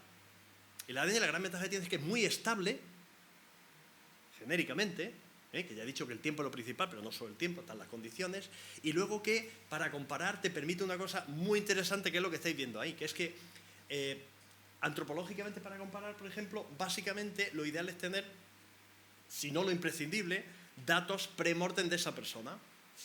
La policía, para identificarnos a nosotros, la Guardia Civil, los Mossos de Escuadra, todos los que identifican, el FBI, la Policía Montada del Canadá y la Policía Real de Tailandia, si quieren identificarme a mí con mi huella dactilar, necesitan una muestra de referencia mía. Y si no la tienen, no me va a identificar, verán la huella de un Homo sapiens sapiens, de un ser humano, pero no saben de quién es, porque hay que comparar. Y tiene que comparar con mi huella. Y si a mí me quiere identificar con el iris, lo mismo, y si me quiere identificar con lo que me quiere identificar, lo mismo. El ADN tiene la ventaja de que te permite comparar o directamente con una muestra de esa persona, que sería lo ideal siempre porque es idéntico, o con familiares, incluso familiares alejados en el tiempo. Pero luego como técnica pues tiene los mismos problemas y las mismas limitaciones que pueda tener otra. Claro, en este tipo de contextos donde ha pasado mucho tiempo, pues claro, el ADN es de gran ayuda en ese sentido, porque no lo sé, Inma, si tú te acordarás, o tu otro Inma que está ahí sobre el terreno, o tú mismo, pero ¿cuántas veces hay material que tenga gran valor antropológico para identificación y tal de gente fallecida en este contexto? Pues muy pocas, ¿no? Porque normalmente lo que hay es alguna fotografía de mayor o menor calidad, dependiendo de la persona, algún que otro dato de la ficha, a lo mejor militar, de cuánto medía, pero vete a fiar de que fuese más o menos exacto. Solían ser exactos y poco más. El ADN, en el sentido, sirve. Aquí tenéis la línea del cromosoma Y. El cromosoma Y, como sabéis, se hereda por línea paterna, o sea, yo tengo el de mi padre. Tiene la facilidad, además, luego para hacer un seguimiento de manera genérica, que es, se asocia al apellido. Entonces, yo soy Lorente, pero mi padre, pobrecito, fallece muy poco, sigue siendo Lorente, mi abuelo era Lorente, y así sucesivamente. Yo no tengo hijos, tengo 2 hijas preciosas, pero hija, con lo cual mi cromosoma Y por mi parte se ha perdido, pero mi hermano Miguel tiene 2 hijos, con lo cual el Lorente Y sigue por ahí. Entonces, para identificarme a mí, pues hay un montón de gente. Yo tengo un montón de primos Lorentes, tengo un montón de tal, que tengo estudios genéticos hechos para ver mutaciones, y hay que decir que nuestras madres han sido buenas madres, porque esto es otra cosa. Tú del ADN partes de la base de que como yo soy Lorente, pues mi ADN es el de mi padre, porque es el de mi abuelo, porque es de tal, pero ¿qué pasa si mi madre, que ya está acreditado, que en ese sentido es buena, de manera genérica, hubiese tenido un desliz, y yo me llamo Lorente y tal, y van a identificarme a mí, y resulta que, porque yo me pierdo, porque se pierde mi padre, y utilizamos esa comparación, y resulta que no, el ADN no coincide. Ah, pues entonces pues no es él, pues hay que ver, pues si parecía él, si todos los datos antropológicos. Esto nos pasa a nosotros mucho, en España pasa poco, para que lo sepáis, por si alguna vez leéis alguna noticia aberrante de España, el índice de infidelidad, en el sentido biológica, de niños que no son los niños, apenas llega al 3%. Digo porque a veces salen estadísticas del 20%, el 10%, el 15%, no. Nuestra estadística de casos de paternidad llega aproximadamente al 40%. Pero los casos de paternidad que nosotros hacemos es porque hay una sospecha previa de alguien, dice, es que este no es mi hijo o este no es mi padre. ¿Vale? Es una muestra sesgada. Tú te vas a la población general. ¿Eso cómo lo sabemos nosotros? Por los estudios que hacemos de compatibilidad en los casos básicamente de trasplantes. Ahí es donde se ve de verdad. mire usted que su hijo necesita, que el padre necesita, que el primo... Ah, bueno, tal, vamos a ver compatibilidad. Y te pones a ver compatibilidad. Mejor no le decimos nada, le decimos que no sirve como donante y ya está, porque resulta que no es el padre biológico. En otros contextos, nosotros lo vivimos con la identificación de niños desaparecidos, por ejemplo, toda la zona de Centroamérica y Caribe, el índice de infidelidad en el sentido biológico de que el padre no es el tal, llega al 8-9%. Entonces, cromosoma ahí, pues fijaos si aquí cualquiera, aquí me pasa, ¿se ve ahí lo que...? Sí. Vamos a ver, si la persona desaparecida hubiese sido esta familia hubiese tenido un hijo, aquí tiene otro hijo, pues el hijo tiene un hijo que tiene tanto, entonces esto sería hijo, nieto, bisnieto, pues el bisnieto serviría con el cromosoma Y. Problema del cromosoma Y, que no es único de una persona, es mínimo familiar y también va por bloques de apellidos. O sea, yo sé los Lorentes, a los cuales le hice a 20 y tantos Lorentes, primos, tíos, etcétera, el cromosoma Y para ver mutaciones, que son muy bajas, por cierto, pero yo sé los Lorentes que tienen un ADN como el mío, sé más o menos quién es mi familia. Pero por aquí había un compañero de Segovia que está por Navarra. En Navarra hay algunos Lorentes por ahí, un apellido que no es que sea común, pero en fin, que hay tal, que a lo mejor son incluso primos míos, pero claro, es de mi bisabuelo Paco, que tuvo un hermano que se llamaba Pepe y que se fue a Navarra. Entonces ahí hay un Lorente que yo no tengo relación con él, que, hombre, genealógicamente sería primo tercero, primo cuarto mío, pero que tiene idéntico ADN al mío. Pero también puede haber Lorentes que yo me creo que tienen ADN como el mío y que no lo son. Entonces, hay que tener mucho cuidado cuando se juega y siempre hay que tratar de buscar muestras con, digamos, con una relación genética lo más cercana posible y lo más variada posible. Hay grandes bases de datos mundiales donde nosotros metemos los resultados de un cromosoma Y y te da la probabilidad que hay en una población determinada cuánta gente tiene un cromosoma Y como este. Entonces, apellidos raros... Mi amigo Goirigolzarri Tellaeche, pues claro, los Goirigolzarri son muy pocos. Los López son más. Entonces, claro, el apellido López tiene una variabilidad enorme. ¿Por qué? Primero, porque procede de, digamos, de diversas ramas y porque luego, además, cuando pasa el tiempo, dentro de un apellido, cuanto más variable es, mayor es la probabilidad que tengamos digamos, de que haya variaciones por infidelidades o por mutaciones, etc.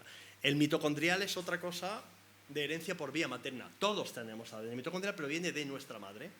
Y solo las mujeres, desde el punto de vista biológico puro, la mujer la que queda embarazada y que tiene un hijo, es la que transmite el ADN.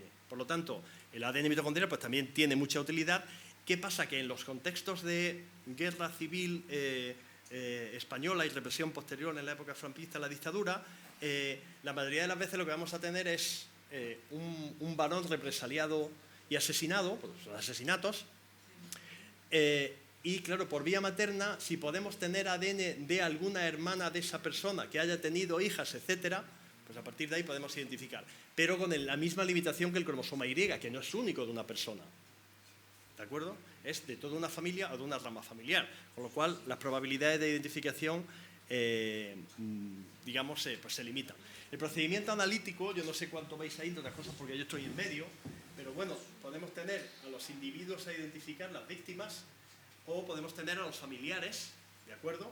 Entonces, el procedimiento está el tratamiento de las muestras, el aislamiento, la cuantificación del ADN, la amplificación, el análisis, luego ir comparando continuamente y la generación de dos bases de datos. Una base de datos de individuos, o sea, de víctimas, ¿vale?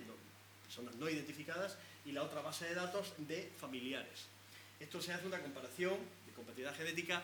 Ya desde hace un par de años tenemos un sistema informático muy potente, se llama Emphasis. Emphasis es el nombre de Mass Fatality Identification System. Es un sistema que se creó para comparar automáticamente perfiles de ADN de víctimas. Esto se creó específicamente cuando acontecieron los atentados del 11 de septiembre. Un montón de víctimas, un montón de familiares para identificar.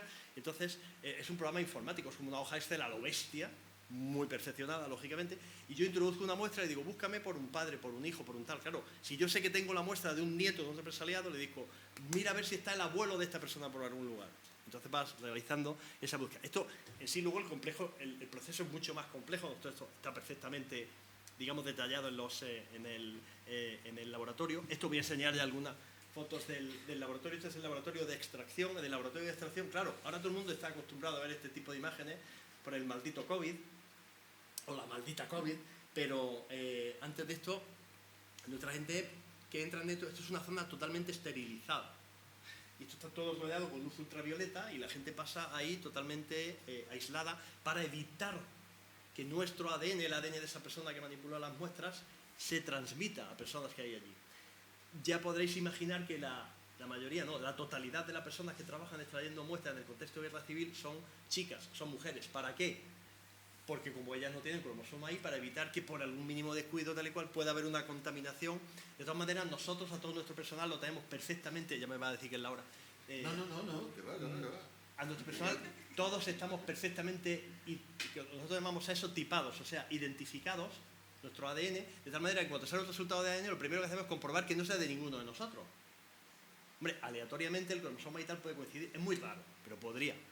Pero lo primero que tenemos que ver es que ese ADN que tienes ahí no sea de alguien que esté en el laboratorio, porque, ojo, puede haber una contaminación muy fácil. ¿Por qué? Porque como el ADN está destruido, está manchado, lo que sea, si yo ahora cojo esto y sobre estas letrillas que apenas se ven escribo, que digo yo, Granada en grande, pues claro, lo que voy a ver es Granada.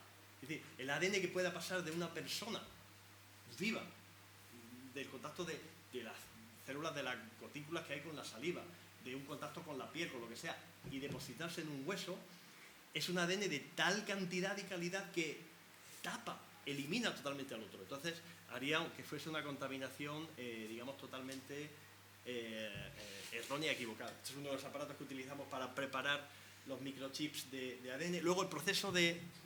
Voy a liar aquí una. Con la esta. Bueno, el proceso, si recibimos un fragmento de hueso, lo primero es limpiarlo. Se suele limpiar la superficie del hueso con lejía diluida al 10%, con etanol y con agua esterilizada. A partir de ahí, pues es lo mismo con un diente, se limpia ahora utilizamos otro tipo de cepillo, pero es un cepillo vulgar de estos que lo que pasa es que después de cada proceso se lava y se esteriliza para evitar. Ahora utilizamos unos que son de un solo uso. Es un poco más caro, pero merece la pena porque aunque nunca hemos tenido un problema por lavado y esterilizado, y hemos hecho pruebas de controles positivos y negativos, pero bueno, para evitar ese tema. Luego se deja con luz ultravioleta, que es esa coloración azulada que veis, durante un cierto tiempo, lo que hace es romper todo el ADN que pueda quedar en la superficie, que básicamente sería ADN de contaminación de alguien que lo hubiese tocado, ¿vale? Y a partir de ahí se hace un proceso, esto es una Dremel, esto lo que hace...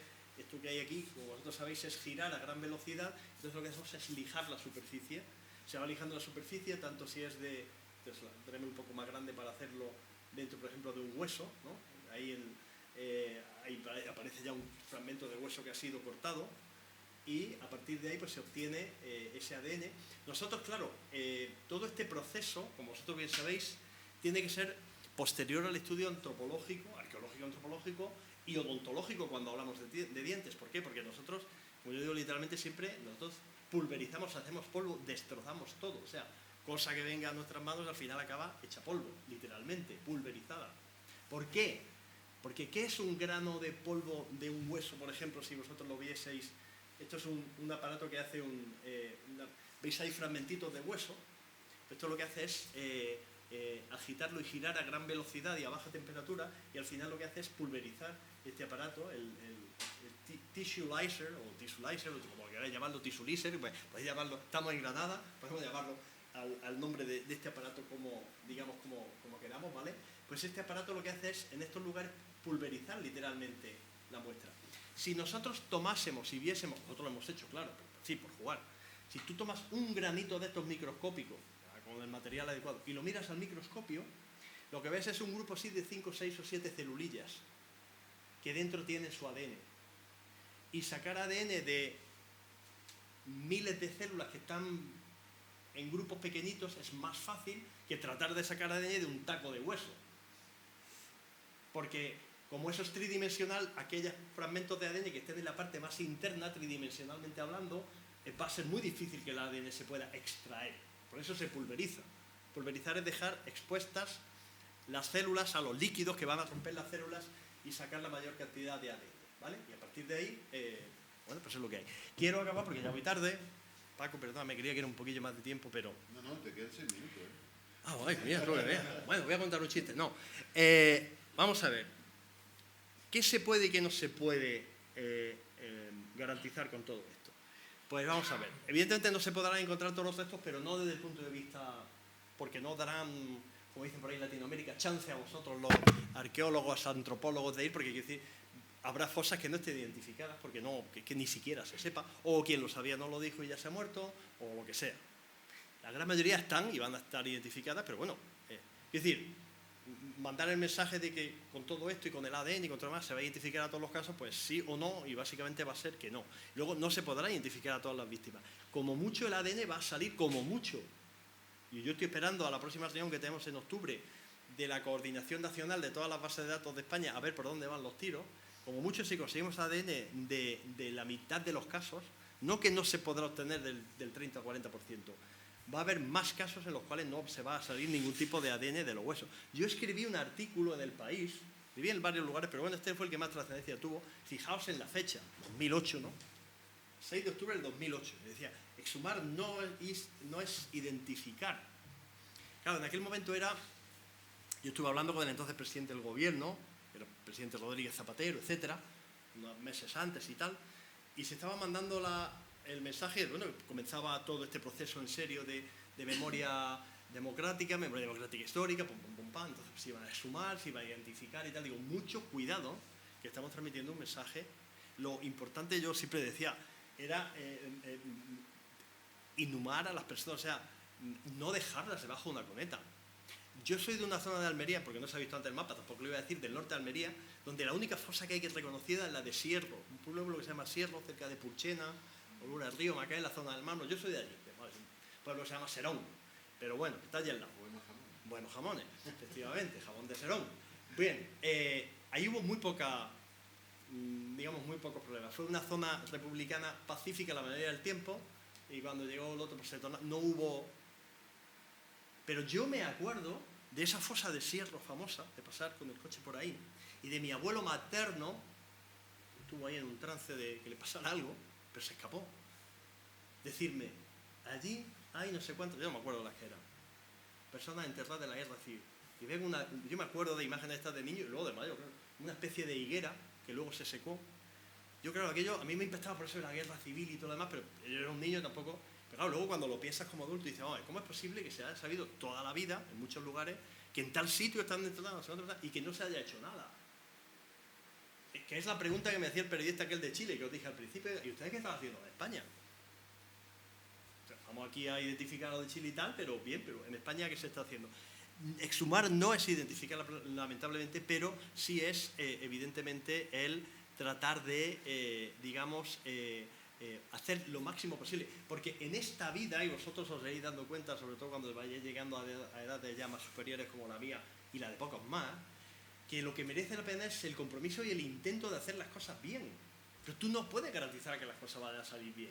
Hombre, sí, hay muchas cosas que, más bien del ámbito personal, familiar, que a veces los profesionales están abandonados, tenemos, que yo puedo garantizar que salgan bien, ¿vale? En la relación con mi familia, con mis amigos, con tal, pero en el trabajo, esto depende de 50.000 historias.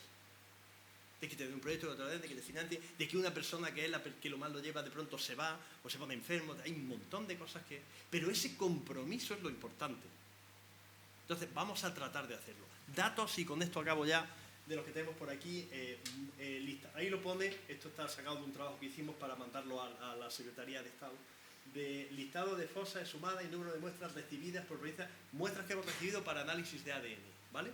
Entonces, estas son las que se han puesto en contacto con nosotros. Algunos estáis directamente implicados, las conoceréis, otras no. Por ir avanzando, tipos de muestras que hemos recibido, dependiendo de las fosas. Por ejemplo, aquí estáis viendo, el color que más predomina es el fémur. El fémur es un hueso ideal, aunque ahora está de moda desde hace 3 años, que publicó un buen amigo mío, David Caramelli, catedrático de antropología, que hace básicamente genética de biología. David Caramelli de la Universidad de Florencia publicó que el hueso ideal para sacar ADN y tal es lo que ellos llaman el petroso, que es el peñasco, ¿vale? Entonces, a partir de ahí está la moda del peñasco y tal, pero bueno, sí, funciona bastante bien, pero un fémur que esté sólido y tal, a priori, también funciona muy bien. Entonces, claro, es uno de los. Entonces, ¿de qué depende que manden todo en azulito, que sería el fémur, a que nos manden tibias, a qué tal? Pues muchas veces del estado de conservación, y estos son estos jóvenes que hay por aquí, los que, según vean el hueso y tal, pues claro, tú puedes ver el fémur, pero puedes darte cuenta que por lo que sea el fémur está peor que a lo mejor la parte distal de la tibia. Vete a saber por qué, a lo mejor por el lugar de enterramiento, porque estaba cerca de su cuerpo, por lo que sea. Entonces este es el tipo de muestras que nosotros estamos recibiendo. El parentesco, eso es una cosa interesante, fijaos, según la relación con la víctima, nietos 600, hijos 374, sobrinos, sobrino-nieto, bisnieto. Claro, un bisnieto que sea por vía, por ejemplo, el cromosoma Y, hijo de un hijo de un hijo, nos sirve perfectamente para el cromosoma Y. Ojo, y nos va a dar un montón de información, porque el ADN no es lo único que identifica. Si yo os pongo a vosotros, antropólogos y arqueólogos previamente del otro contexto, y os digo, esta muestra de no sé dónde puede ser por la relación del cromosoma Y de tal familia. Eso ya se completa con el informe antropológico. Por antropológicamente tú no has podido llegar a una conclusión, genéticamente yo tampoco puedo llegar a una conclusión como para firmar un informe de identificación, pero conjuntamente sí. Esto es lo bonito de la ciencia forense, si a esto lo llamamos ciencia forense, que es ciencia forense. Que es una ciencia colaborativa, conjuntiva, como yo lo digo, es esto y lo demás allá y lo demás para allá y lo que está en el quinto pino también si es útil. Esto no es excluyente, porque alcanzar una probabilidad de uno es muy difícil. En un caso de estos de contexto de memoria democrática, el identificar con ADN con el 100% cuando salga una probabilidad de esta de que es 500 millones de veces más probable que sea esta persona o que sea esta tal, es muy difícil, por esas limitaciones que hay. Entonces, hay que juntar todo. La probabilidad en matemáticas va de 0 a 1, no va de 0 a 100. ¿Y por qué va de 0 a 1? Porque cuando tú estás seguro de una cosa, la probabilidad es 1. Si estás seguro, es 1. Porque va de 0 a 1. Si tú te aseguras de que eso es así de otra manera y te sale 1, ¿cuánto es 1 por 1? 1. No has avanzado nada, ¿verdad? Una vez que estás seguro de algo, no tienes que añadir valor. Pero aquí no se llega a una probabilidad de 1. Por lo tanto, como son probabilidades de 0, lo que sea, 0,5, 0,8, 0,9, cuantos más datos añadas, mejor. Entonces esa es la importancia del buen estudio previo antropológico, es la importancia de que nos manden muestras limitadas, perfectamente identificadas, porque aquí tenéis, bueno, pues esos datos digamos, de la... Otro significa, cuando dice otro, son muy pocos casos. Fijaos que la mayoría nos los han mandado de Latinoamérica, son familiares muy alejados, pero que, bueno, haciendo esa vía del mitocondrial o lo que sea, pues a lo mejor es una hija no reconocida, pero que él te dice, bueno, esta es hija de mi hermana, que era prima de no sé quién y tal. Bueno, eso también te sirve. Claro, te sirve si la identificación es positiva y se puede, digamos, confirmar. Si no, es una muestra que se queda, digamos, para nada. Bien, estos son los datos que tenemos, están bastante pareados. Cuando yo estuve trabajando hace muchísimos años, ya claro, 30, con bases de datos, la primera vez que se trabajaba con bases de datos de ADN era en el FBI, en Estados Unidos y tal. Entonces ellos llamaban una cosa, ahora que en español es el efecto palomitas de maíz. Pero ellos decían el popcorn effect, que es como se dice en inglés, vamos, nada mágico. ¿En qué consiste el efecto palomita de maíz? Pues el efecto palomita de maíz significa que una base de datos para que funcione tienes que meterle previamente miles y miles y miles de datos. El que por casualidad tú me saques de una fosa una serie de muestras y tomas una serie de familiares y resulta que coincidan, no todos, sino que coinciden unos pocos, es muy raro. Pasa en fosas muy pequeñas, perfectamente, que nos ha pasado a nosotros, ¿entendéis? De un lugar donde hay 3 personas represaliadas, donde más o menos está... Porque hay otros muchos sitios donde, aunque la gente se creía que a este lo fusilaron en tal lugar y que tal, resulta que no. Hay otros lugares donde no tenemos los familiares. Fijaos, este número de muestras que nosotros tenemos habla, por un lado, de familiares, donde están, pues, que tenemos unos 1.351. Digo unos porque esto de hace como... Este informe lo preparamos a finales de mayo, estamos a mediados de junio, bueno, tampoco hace tanto, 15 días. Unos 15 días, y de los individuos, ¿no? Entonces, bueno, las muestras del fémur, los porcentajes que hay, etc. Entonces, esta es una base de datos totalmente desequilibrada. ¿Por qué? Porque teniendo en cuenta que yo no tengo muestras directamente de cada una de las víctimas, para yo poder identificar adecuadamente a una víctima necesitaría, por ejemplo, tener 2 nietos, 2 sobrinos, etc. Tendría que haber muchas más muestras de familiares que de muestras como tal. ¿Qué es lo que pasa? Que es una base de datos que se está formando. No se ha llegado al efecto palomita de maíz. ¿En qué consiste el efecto palomita de maíz? Que tú pones los granos de maíz ahí, digamos, a calentarse y le metes fuego a la sartén o a lo que tenga y te esperas. Yo me acuerdo de chiquillo, me desesperaba ahí los días que llovía, que era cuando en mi pueblo se hacían palomitas de maíz y migas, pues, y yo desesperado de que aquello ahí en la chimenea no le pasaba nada y de pronto empieza una, otra y de pronto pum, pum, pum, pum, prácticamente todas. Aquí la base de datos está, y entonces nosotros estamos en toda España, ojo, salvo cosas muy puntuales, en ese efecto palomita, digamos, de maíz. Acabo ya con esto, es una imagen que se acabó antes lo que no podemos es olvidar ni dejar las cosas. Ya a mí me encanta estar con vosotros en este contexto, estar comprometidos con las cosas y hacer todo lo posible. ¿Se van a identificar a todas las personas? No. ¿Se puede dignificar todo esto, todo el proceso? Sí. ¿Se puede dar una esperanza real a la familia? Sí. ¿Hay que transmitirle a la familia las limitaciones, pero nuestro trabajo y nuestro compromiso? También. Eso es lo que es como seres humanos lo que vamos a hacer. Yo como médico, aunque no me dedique a la clínica, mi mujer que se dedica a la clínica, ¿puede garantizar que va a curar a un paciente? No. Puede garantizar que va a hacer todo lo que sepa y lo mejor que sepa, y si no, que va a preguntar y lo va a llevar al mejor sitio para que esa persona se cure. Pero todos sabemos que esto no se puede conseguir siempre. Y eso es muy, muy importante. Desde aquí estamos comprometidos, esto es parte del equipo. Todo el mérito es de esta gente, por eso me he puesto yo aquí atrás, no porque llegué tarde, sino porque... quiero decir, a muchos conocéis a Carlos Álvarez, Juan Carlos Álvarez Merino. Carlos es el que porque desde el principio empezó cuando los primeros pasos a hacer todo esto, y es una persona de una capacidad impresionante, y entonces él es realmente, yo superviso y yo todo lo demás, pero es que no tengo que supervisar nada, quiero decir, y básicamente estas son Xiomara, Marisa y María, que son las que están en la parte de extracción, Cristian, que está en la parte de amplificación, faltan algunos porque es muy difícil que esté toda la gente juntamente y tal, pero bueno, es el equipo, parte del equipo que estamos en este trabajo y bueno, progresando.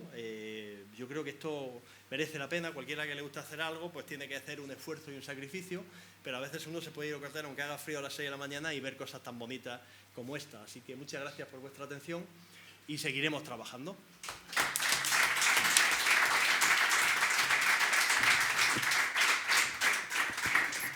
Bueno, impresionante, ¿no? La conferencia.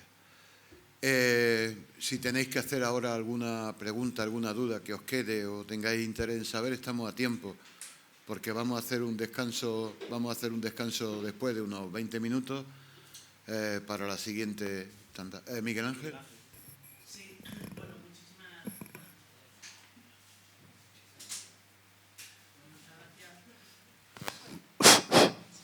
Sí, muchísimas gracias a los dos ponentes, me ha encantado, sobre todo porque es una maravilla venir y escuchar cosas nuevas, porque uno no tiene ni idea, ¿no? Hace tiempo que no me pasaba eso desde la época de la carrera. Está bien salir un poco del área a lo que se dedica cada uno, ¿no? Y bueno, tengo algunas preguntas puntuales que pueden tener algo que ver con la práctica, ¿no? Primero, a Inmaculada, comentábamos el tema del folleto que hay aquí y la foto que tan amablemente cedieron Rafa y Paco de Biznar, que aparece aquí detrás, ¿no? Entonces, me gusta mucho tu charla, pero me gustaría a ver si puedes poner un ejemplo de qué nos dice, por ejemplo, esta imagen, ¿no? No sé si se puede proyectar ahí o todos las vemos, ¿no? Digo, cómo están puestos los huesos, o cómo están puestos los cadáveres, por qué están así, etcétera, etcétera. Porque sí, me da la sensación que tú lees muchas cosas, pero yo no veo casi nada, ¿no? A ver si nos puedes iluminar un poco con un ejemplo práctico, ¿no? Y luego, respecto a José Antonio, tengo dos preguntas. Primero, bueno, me ha encantado porque ha hablado de cuestiones, además, pues tremendamente médicas, pero me he enterado de todo. Impresionante. Yo creo que se debe a tu capacidad comunicativa, ¿no? Primero, ¿os había encontrado alguna familia que plantee utilizar los huesos de un familiar que ya haya fallecido? Es decir, por ejemplo, un represaliado y sabemos que su hijo está enterrado en tal sitio. Utilizar esos huesos de su hijo para complementar los del nieto. Y lo segundo, la pregunta del millón, la cuestión del Valle de los Caídos. Se está planteando la posibilidad de identificar a personas, a descendientes y también a víctimas de un bando o del otro que estén ahí enterrados. por las condiciones que tú conoces del Valle de los Caídos, ¿esto es posible? ¿Le ves mucha dificultad? Empieza Inma con el test de Rothschild, que es lo que le ha pedido que haga de proyección. A ver lo que... Yo pensaba, digo, como lo tuyo es más concreto, quizás. A ver, en principio, viendo esta fosa, partimos de un trabajo conjunto entre arqueólogos y antropólogos, lo que estaba comentando. Entonces, como trabajo conjunto, lo primero que deberíamos de intentar averiguar es la posición, el orden deposicional de los individuos. Entonces, ahí tanto el arqueólogo como el antropólogo van a hacer un tú a tú. Esta pierna está encima de esta, pero el brazo pasa por debajo de aquel, para hacer un orden deposicional de cada uno de los individuos, ¿vale? Eso tiene que ser en conjunto. Por supuesto, el antropólogo va a hacer unos diagnósticos preliminares, no solo de sexo, edad, todo lo que vea, sino de posibles evidencias de lesiones por violencia, de proyectiles impactados o cualquier tipo de lesiones patológicas, por ejemplo, que sirvan para la identificación de ese individuo y haya que intentar preservar para el estudio de laboratorio, porque es un rasgo identificativo. El orden deposicional, vuelvo al principio, es fundamental, no solo para ver cómo se ha colmatado la fosa, cómo han ido colocándose los individuos, sino que esa forma de colocarse los individuos le va a dar pista al arqueólogo de ver si puede hacer agrupaciones o conjuntos de individuos que puedan responder a distintas sacas, distintos momentos. A lo mejor tenemos varios depósitos múltiples, no sé si en una de las diapositivas que he puesto, creo que la de Cañada, en la diapositiva aparecen dos sacas diferentes. Una que es un grupo de, creo que son 5 individuos, y después hay otro grupo de 2 individuos, pero se solapan. Eso, si no se analiza con el ojo de un arqueólogo junto con el ojo de un antropólogo, es difícil de distinguir. Los distingue y ya tiene, por un lado, una saca de 2 individuos y por otro de 5. Y ya partimos de esa base que se contrasta además pues, con lo que decíamos de información de archivos, de registros civiles, de testimonios orales, de quién iba con quién cuando lo fusilaron. Entonces, es información que se va complementando. No es solo el orden deposicional, la diferenciación de los depósitos y, por supuesto, los diagnósticos preliminares para preservar ese material y que llegue al laboratorio lo más completo e íntegro posible. No sé si... Teníais que haber tenido más asignatura en la carrera de arqueología. Bueno, rápidamente, que Miguel Ángel, de las dos preguntas. Una, ¿alguna familia ha dicho de exhumar? Sí, hemos tenido varios casos. Yo creo que no se han hecho todavía porque el problema de la exhumación es el que vas a tratar también con un cadáver más o menos antiguo, o los restos óseos, donde te puedes encontrar con algún tipo de limitación, pero creo que al final se van a hacer, porque hay lugares donde se están haciendo una serie de identificaciones y quedan pocos casos y pueden ser esas familias. Entonces, claro, es una cosa un tanto, digamos, traumática, entre comillas, desde el punto de vista psíquico, a lo mejor psicológico, de exhumar, pero como es con ese fin superior y tal, la familia lo asume muy bien y hemos tenido esa propuesta. Segundo, el Valle de los Caídos. Bien, el Valle de los Caídos no fue un lugar de enterramiento primario, es un traslado. Entonces, el Estado, yo conozco el caso porque, bueno, de haber visto toda la información y haber hablado con los compañeros, básicamente del Instituto Nacional de Toxicología y Ciencias Forenses que están allí, Antonio Alonso y su equipo. Allí hay huesos de todo tipo, dependiendo de dónde hubiesen estado enterrados en principio, lo hay que están mejor conservados y hay otros que están peor conservados. Entonces, es como en todo. Lo que pasa es que el intento hay que hacerlo. O sea, el intento siempre que no sea algo desproporcionado, hay que hacerlo. El problema es muy importante y que hay que trabajarlo mucho, que no siempre está bien trabajado en todos los sitios, es el del contacto adecuado con los familiares. Porque si no tenemos contacto adecuado con familiares para tener muestras de referencia, o sea, esas bases de datos equilibradas no tienen tampoco mucho mayor sentido. Tiene que haber una... Entonces, yo creo que ese tema sí se va, teniendo en cuenta, como esto está bien documentado de dónde procedían los cuerpos, etcétera, que se va a poder hacer. El enterramiento como tal no es el lugar ideal, aunque es un lugar, digamos, de conservación adecuado. Lo adecuado para conservar una muestra de este es cuanto más seco posible y que tampoco haya muchísimo calor, pero siempre la sequedad favorece la conservación del material genético una vez deshidratado. Pero bueno, yo creo que si se hace es un intento magno, pero que merece la pena hacerlo y que hay que hacerlo porque científicamente es plausible. Complemento la información de José Antonio. Antonio, la Universidad de Granada ha firmado un convenio hace muy poco tiempo con Patrimonio del Estado, que quien es responsable, ¿no?, de Cuelgamuros, de Valle de los Caídos, si queréis llamarlo así, yo prefiero la primera fórmula, con el Laboratorio de Antropología Física y Forense de la Universidad de Granada, en el que quizás nosotros vamos a participar como arqueólogos, como equipo con ellos, para la petición de 60 familiares, si no recuerdo mal la cifra, que piden rescatar a los suyos de ahí. Hay un problema, porque claro, no fueron trasladados individualmente, sino que en su momento eran unos cajones enormes en el que se metían a 5, 6 o más individuos para trasladarlos a los nichos donde están en el Valle de los Caídos. Esas cajas, que están colocadas una encima de otra, después del transcurso del tiempo, muchas han colapsado, ¿no? Y ahí va a ser muy difícil el trabajo. Hablaba con Isma Alemán precisamente de ese tema. Digo, esto primero requiere un trabajo previo impresionante antes de meter mano a nada, ¿no? Desde iniciar unos trabajos de fotogrametría precisa, ¿no? Pues porque va a ser muy, muy complejo. E incluso puede ser complejo la identificación si no se pueden individualizar bien esos restos.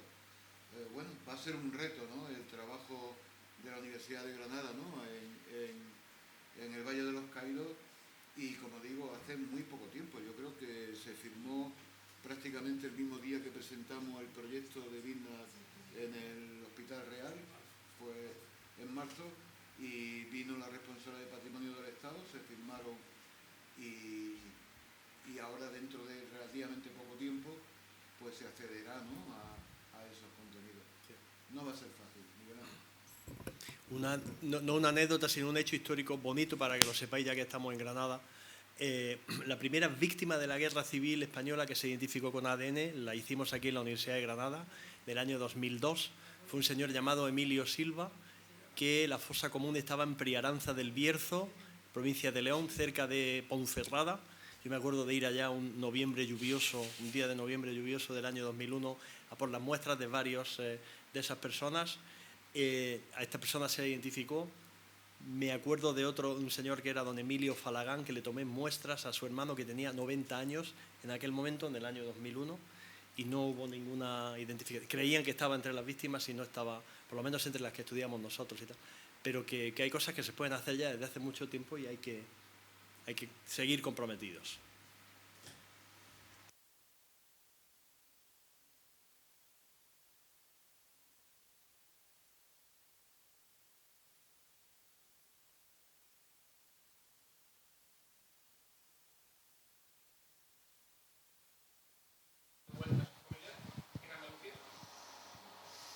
No tengo las cifras, son pocas, pueden ser algo así como 40 y tantas.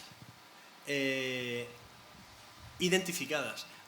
ADN que sirva para la identificación, pero que no tenemos los familiares, son bastantes más. De memoria es que no me acuerdo. Pero por eso que decía yo del efecto palomita de maíz, ¿no? Porque a veces tienes los datos pero te faltan los familiares, otras tienes los familiares pero te falta la muestra adecuada. Y otras donde no ha salido nada, que son también un porcentaje que, bueno, a esto le iremos aplicando nuevas tecnologías. Ahora tenemos un nuevo equipamiento que ya es, hombre, siempre hemos tenido un muy buen equipo, ahora tenemos ya el top mundial, tal, pero bueno, que está recién, bueno, se seguirán haciendo las muestras. Eso aumentará un porcentaje, pero hay otras veces que el ADN está tan hecho pedazos que es que no intenten leer nada aquí, porque no existe. El ADN es un material biológico y lo biológico tiende a desaparecer.